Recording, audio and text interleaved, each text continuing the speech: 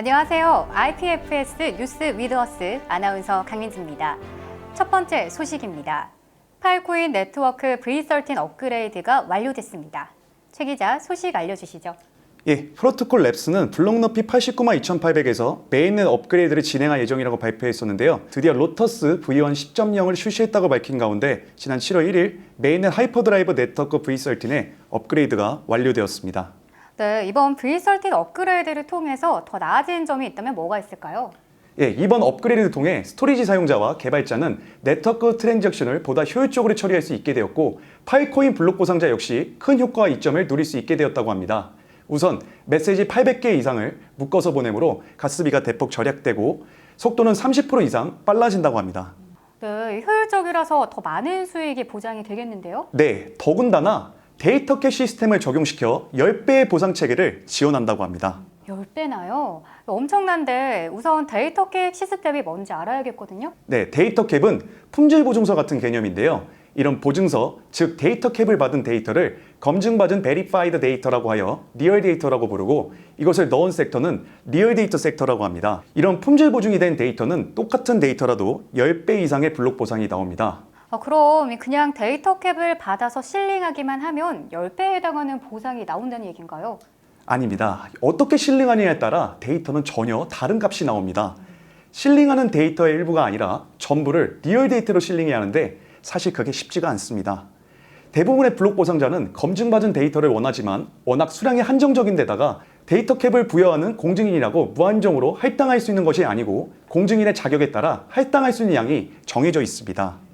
그럼 이 받는 쪽도 어떤 등급이 있는 건가요? 네, 바로 L1부터 L5까지 다양한 등급이 매겨집니다. 사실 공증인도 네트워크 심사와 검증을 거쳐야 하기 때문에 데이터 캡을 함부로 남발할 수는 없습니다. 그럼 이 지금까지 공증인에게 제공된 데이터 캡은 얼마나 되나요? 겨우 1.29 페비바이트 정도입니다. 전체 네트워크 7XB바이트 0.016%에 해당하는 양인데요. 쉽게 말해 7,000명이 넘는 사람들이 불과 피자 2조각을 나눠 먹게 되는 양입니다. 그럼 1테라를 채우기라는 건 진짜 쉽지가 않겠는데요? 그렇습니다. 개발자의 데이터 캡으로 1테라를 채우려면 3년이라는 시간이 걸립니다. 웬만한 클라이언트가 아니라면 데이터 캡을 할당받기도 어렵고 할당받은 클라이언트의 데이터 또한 대부분의 마이너는 가져오기가 어렵습니다. 그렇게 어렵다면 어떤 방법이 있을까요? 네, 블록 마이닝 보상을 노릴 수밖에 없는데 이것조차도 어지간한 규모의 IDC로는 엄두도 낼 수 없다고 합니다. 클라이언트 입장에서는 관리와 유지가 잘 될 수 있는 규모의 IPFS 생태계가 아니면 굳이 맡길 이유가 없는 것입니다. 네, 그럼 이 관리와 유지가 잘 될 수 있는 IPFS 생태계가 중요하겠군요. 잘 들었습니다. 네, 두 번째 뉴스입니다. 요즘 NFT가 비트코인처럼 선풍적인 인기를 끌면서 파일코인 업계에서는 꺼지지 않는 NFT 열풍이 파일코인의 상승으로까지 이어질 것으로 전망하고 있습니다. 이 파일코인과 NFT 열풍은 어떤 관계가 있나요? 최근 NFT 관련 코인이 상승률 상위에 오르는 등 다시 강세를 보이고 있습니다. NFT는 아시는 것처럼 대체 불가능한 토큰입니다. 암호화폐처럼 블록체인 기술을 활용하여 디지털 콘텐츠에 고유한 인식가스를 부여하는 것을 말하는데요. 이런 NFT를 안전하게 보관하려면 데이터 저장기가 필요합니다. 결국 NFT는 파일코인으로 연결될 수밖에 없는 건데요. 바로 파일코인 박스를 통해 이용하면 가능하다고 합니다. 이 코인에 관심 있는 분이라면 솔깃한 이야기가 되겠는데요. 이 파일코인 박스라는 건 뭔가요?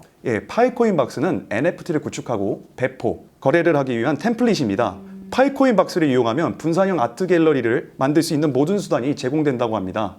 아시는 것처럼 파일코인은 구매자와 제작자에게 분산된 데이터 저장소를 제공하고 IPFS는 암호화이시로 콘텐츠를 식별하는 콘텐츠 기반 주소 지정을 통해서 일반적인 HTTPS에 대한 대안을 제공합니다.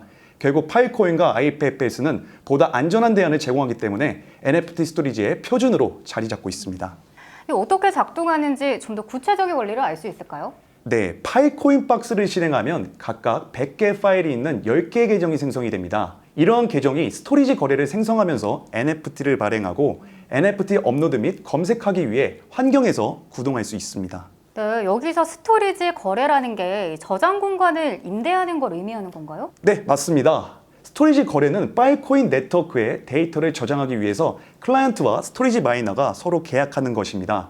즉 데이터를 저장하기 전에 마이너와 거래해야 하고 이때 파이코인 박스에서 거래가 자동으로 진행되어 활성 3D 시장을 시뮬레이션하는 것입니다. 네, 그렇게 되면 좀 더 빠르고 안전하게 NFT를 구축하고 또 배포 및 거래를 할 수 있겠네요. 네, 코인 업계에서 대세는 NFT라는 말이 있습니다. NFT 시장이 활성화되기 위해서 파이코인의 활약을 기대해 보겠습니다. 최 기자님 수고하셨습니다. 네, 수고하셨습니다. 사방에서 쏟아지던 거품 붕괴론을 비웃듯 비트코인을 비롯한 알트코인 가격들이 최근 들어 다시 상승하고 있다고 합니다.